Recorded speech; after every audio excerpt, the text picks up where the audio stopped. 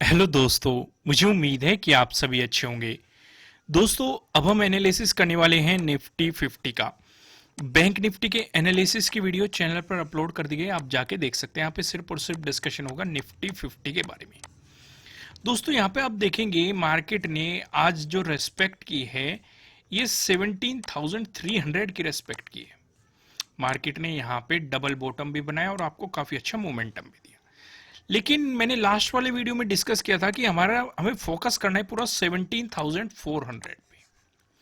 Market ने इसका breakdown दिया। अगर ब्रेकडाउन देगा मार्केट तो वहां पे आपको अपॉर्चुनिटी मिलेगी। पहली चीज आपके साथ ये डिस्कस की गई थी। यहां पे आप देखेंगे मार्केट ने इस लेवल की रेस्पेक्ट भी की और ब्रेकडाउन भी दिया, फिर वापस आके रिटेस्ट भी किया। जो ये यहाँ पे मार्केट ने सपोर्ट लिया 17,300 पे और यहां से बाउंस किया, अगर आप ध्यान से देखेंगे तो 17,400 पे ही फिर से रेजिस्टेंस की तरह एक्ट करा और आपको फिर से मोमेंटम दिखाया। यानी कि पहली अपॉर्चुनिटी यहाँ पे, दूसरी अपॉर्चुनिटी आपको यहाँ पे बियरिश कैंडल दिखाई दे रही है और फिर मार्केट ने फिर से सेम लेवल पे सपोर्ट लिया और आपको डबल बॉटम बनाया। तो आपको काफी ज्यादा अपॉर्चुनिटी आज के मार्केट में देखने को मिली है। लेकिन ध्यान देने वाली बात यह है कि कल के दिन हम किस तरीके से मोमेंटम करेंगे, कल के दिन मार्केट में किस तरीके से हम पैसा बना सकते हैं, उन चीज को समझो। हमारा फिर से फोकस किस लेवल पे रहेगा? 17,400 पे ही हमारा पूरा फोकस रहने वाला है। नीचे की तरफ किस लेवल पे रहेगा? 17,300 पे। ये हमारा एज ए टारगेट भी काम करेगा। कैसे, वो अभी मैं आपको सारी चीजें समझाऊंगा। यहां पे आपको दो रेड लाइन दिखाई दे रही है। ऊपर लेवल लाइन की बात करेंगे 17,450 है, जो कि आज का डे हाई भी है, 27 का डे हाई भी है। नीचे आप देखेंगे 17,363 का ये लेवल है। ये है आपके लिए नो ट्रेडिंग जोन। जब तक मार्केट इस जोन के बीच में रहने वाला है, आपको ट्रेडिंग को अवॉइड करना है। जैसे ही आपको इसका ब्रेकआउट मिलेगा तो आपको यहां पे प्रीवियस डे हाई का भी ब्रेकआउट मिल जाएगा। साथ ही साथ मार्केट 17,400 से ऊपर भी प्राइस सस्टेन कर जाएगा, तो आपको यहां से बाइंग अपॉर्चुनिटी मिल सकती है। आपका जो पहला टारगेट बनेगा वो इस जोन में बनेगा, या फिर आप ये कह सकते हैं 24 का जो ये स्विंग बना हुआ है, ये आपका पहला टारगेट रहेगा। इसका ब्रेकआउट मिलेगा तो आपका इस जोन में टारगेट रहने वाला है 17,550 के अराउंड। चलो हम इसे डिटेल में डिस्कस कर लेते हैं। पहला हम डिस्कशन करते हैं अगर फ्लैट ओपन होकर पॉजिटिव मोमेंटम आया। एक एक चीज को स्टेप बाय स्टेप डिस्कस कर लेते हैं, इससे चीजें और ज्यादा क्लियर हो जाएगी, आपको समझने भी आसानी रहेगी। तो हम क्या करेंगे, मार्केट डे क्लोज से तो ऊपर चलना चाहिए, पर हम देख रहे हैं नजदीकी क्या है हमारा। नजदीकी एक तो होगा 27 का डे हाई, ठीक है। दूसरा हमारा नजदीकी लेवल हो गया 17,400। तो अगर मार्केट 27 के डे हाई का ब्रेकआउट दे देता है तो यहां पे हमारे लिए दो चीजें काम करेगी। पहली, एक तो आपको प्रीवियस डे हाई का ब्रेकआउट मिल जाएगा, तो आपके लिए प्रीवियस डे हाई के ब्रेकआउट वाली स्ट्रेटेजी एक्टिवेट हो जाएगी। दूसरी, 17,400 से प्राइस ऊपर सस्टेन कर जाएगा, तो हमारे लिए कई कंफर्मेशन मिल जाएंगे। तो इस सिचुएशन में जैसे ही डे हाई का ब्रेकआउट देके मार्केट ऊपर चलता है तो हम यहां से एंट्री बना लेंगे, ठीक है। रूल के अकॉर्डिंग जिन्होंने कोर्स किया है उन्हें पता है कि एंट्री कैसे लेनी है, स्टॉप लॉस कहां लगाना है, टारगेट क्या होना चाहिए, सारी चीजें हमने डिटेल में डिस्कस की हुई। यहाँ पे आपका जो टारगेट बनेगा ये 24 का पहला टारगेट यही रहेगा, ये स्विंग वाला। इसका अगर ब्रेकआउट मिलता है तो आप ये टारगेट लेके चल सकते हैं 17,550। और ट्रेलिंग स्टॉप लॉस मैंने आपको समझाया हुआ है, आप स्टॉप लॉस को ट्रेल करते हुए बड़े मोमेंटम को भी कैच कर सकते हैं, क्योंकि इसका भी ब्रेकआउट मिलता है फिर 24 के डे हाई तक का आपका अगला टारगेट हो जाएगा। अब यहां पे दूसरा डिस्कशन करते हैं, अगर फ्लैट ओपन होके नेगेटिव मोमेंटम दिखाया, उस सिचुएशन पे हम क्या करेंगे? भाई उस सिचुएशन पे हमारा फिर से फोकस हो जाएगा 17,400 पे। भाई एक तो मार्केट इससे नीचे रहना चाहिए, पहली कंडीशन। दूसरी कंडीशन, मार्केट का प्राइस इससे भी नीचे जाना चाहिए 17,363। अगर इससे नीचे हमें क्लोजिंग मिलती है, प्राइस सस्टेन होता है, तो हमें सेलिंग अपॉर्चुनिटी मिल सकती है। टारगेट ज्यादा बड़ा नहीं होगा, 27 का जो डे लो है 17,300, यही आपका इस जोन में आपका टारगेट हो जाएगा। बल्कि इससे पहले भी आपको हल्की हल्की बुकिंग स्टार्ट कर देनी है, क्योंकि आज के दिन इसमें डबल बॉटम बना हुआ है, ये चीज मैंने आपको वीडियो के शुरुआत में भी समझाई थी। तो इस लेवल पे मार्केट ने 2 बार सपोर्ट लेके रेस्पेक्ट की है इस लेवल की। तो हमारी पहली समझदारी तो इसी में है कि इस जोन में जाते ही आप अपना प्रॉफिट बुक कर लो। फिर यहां पे देखो आपको क्या प्राइस एक्शन दिखाई दे रहा है, उसी के अकॉर्डिंग आप यहाँ पे पोजीशन लेके चल सकते हैं। अगर आपको यहाँ पे हैमर नजर आया या पिन बार बुलिश कैंडल नजर आई, तो आपके लिए यहाँ से बाइंग अपॉर्चुनिटी क्रिएट हो सकती है। या फिर मार्केट यहाँ पे जाके साइडवेज हो गया, कुछ टाइम स्पेंड करने लगा, ब्रेकडाउन देके चला, तो आपके लिए यहाँ पे प्रीवियस डे लो के ब्रेकडाउन वाली स्ट्रेटेजी भी एक्टिवेट हो जाएगी। आप उसके अकॉर्डिंग भी यहाँ पे एंट्री बना सकते हैं। सिचुएशन समझ में मैंने क्या डिस्कस किया आपके साथ, यहां तक चीजें क्लियर है, कंफर्म हुई सारी चीजें। अब हम यहाँ पे डिस्कशन करते हैं, अगर गैप अप ओपन हो गया उस सिचुएशन में क्या। अभी हम करेंगे गैप अप, फिर उसके बाद करेंगे गैप डाउन, फिर उसके बाद पिवट पॉइंट के अकॉर्डिंग कहां पे सपोर्ट नजर आ रहा है, कहां पे रेजिस्टेंस नजर आ रहा है, उन चीजों को डिस्कस करेंगे। लेकिन उससे पहले मैं आपको बता दूं, लाइक नहीं कर रहे हो आप, लाइक करने में आपने कंजूसी करनी शुरू कर दिया, ऐसा मत करो। वीडियो को अभी लाइक कर दो, और नए हो तो सब्सक्राइब भी कर लेना। यहां पे हम पहले डिस्कशन करते हैं गैप अप ओपनिंग का। भाई गैप अप ओपनिंग कहां हो रही है, हमारे लिए बहुत ज्यादा मायने रखता है। और हमारी वही कंडीशन रहेगी, पहली कंडीशन 17,400 से तो ऊपर ही गैप अप ओपनिंग होगी अगर गैप अप ओपनिंग हो रही है, क्योंकि मार्केट की क्लोजिंग इसी के पास है। हमें गैप अप ओपनिंग के लिए जो ध्यान देना है वो 17,450 पे देना है, जो कि आज का डे हाई है। हमारी क्या सिचुएशन रहेगी, पहली गैप अप ओपनिंग अगर इस पे हो रही है, पहली कंडीशन। दूसरी कंडीशन, इससे ऊपर ओपन हो रही है गैप अप ओपनिंग। ये दो केस हम डिस्कस करेंगे। सबसे पहले हम पहले वाले केस पे फोकस करते हैं। मान लो gap up opening previous day high के नजदीक हो रही है, यानी कि 27 के डे हाई के नजदीक हो रही है, तो हम यहां पे देखेंगे क्या कैंडल नजर आ रही है।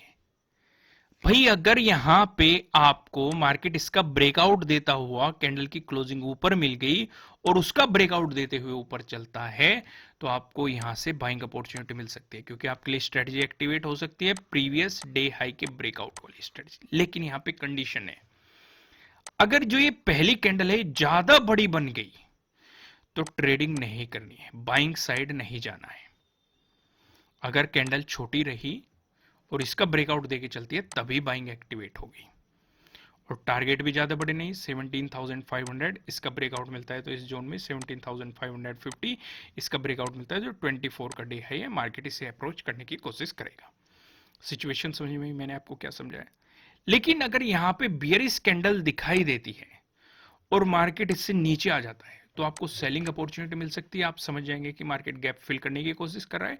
और इस सिचुएशन पे जो डे क्लोजिंग है, आज की 27 की डे क्लोजिंग है, ये आपका पहला टारगेट, इसका ब्रेकडाउन मिल गया तो ये वाला टारगेट 17,363, अगर इसका भी ब्रेकडाउन मिल गया तो डे लो वाला 17,300 के अराउंड आपका ये टारगेट रहेगा। सिचुएशन समझ में आई, क्रिस्टल क्लियर हुई चीजें। अब यहां पे दूसरा केस समझते हैं। अगर गैप अप ओपनिंग ऊपर हो रही है, यानी कि 17,450 से ऊपर ओपन हो रही है, तो यहां पे बाइंग को एकदम अवॉइड कर देना। कितना भी वॉल्यूम आए, कितना भी बेहतरीन मोमेंटम आए, बाइंग को अवॉइड कर देना। समझ में आया मैंने क्या समझाया।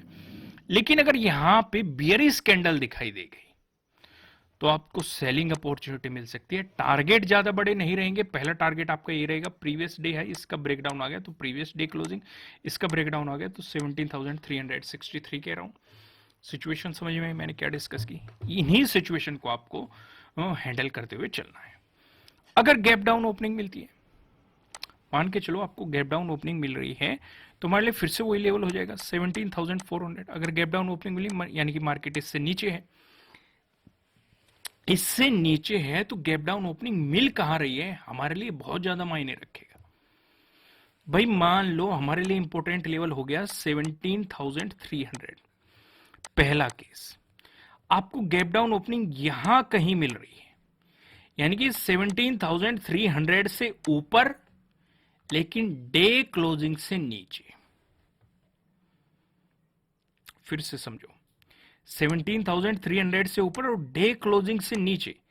इस सिचुएशन में हमें दोनों तरफ अपॉर्चुनिटी मिल सकती है, बाइंग साइड भी, सेलिंग साइड भी।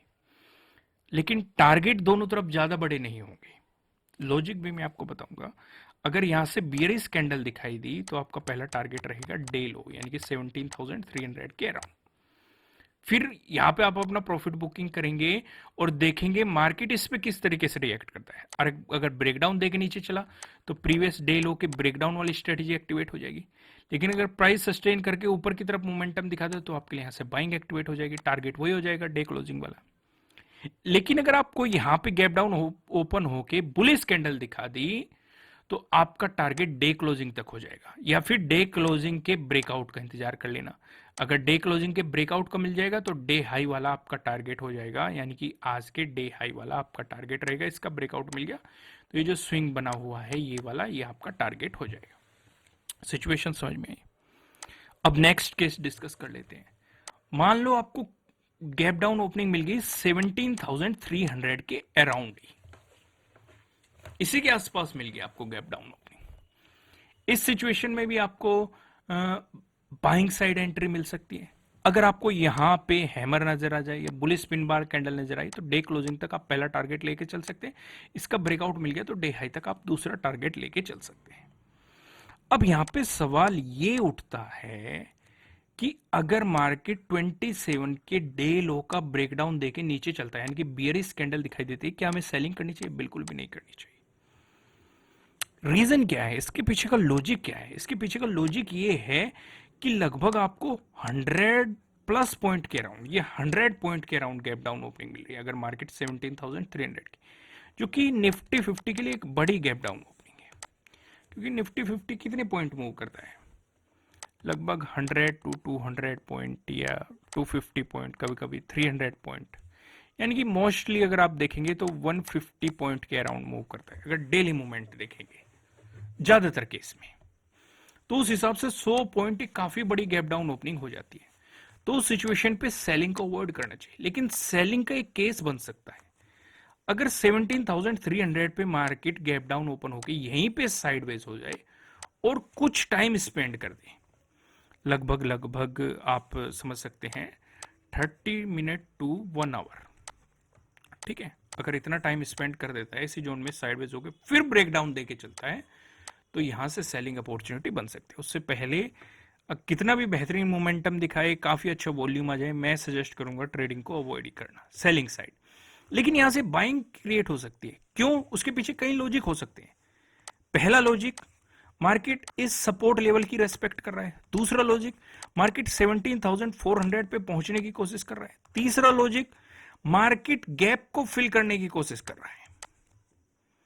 समझ रहे हो ना? चौथा लॉजिक, यहां पे जो हमारी स्ट्रेटेजी है प्रीवियस डे लो का ब्रेकआउट, वो वाली स्ट्रेटेजी एक्टिवेट हो रही है।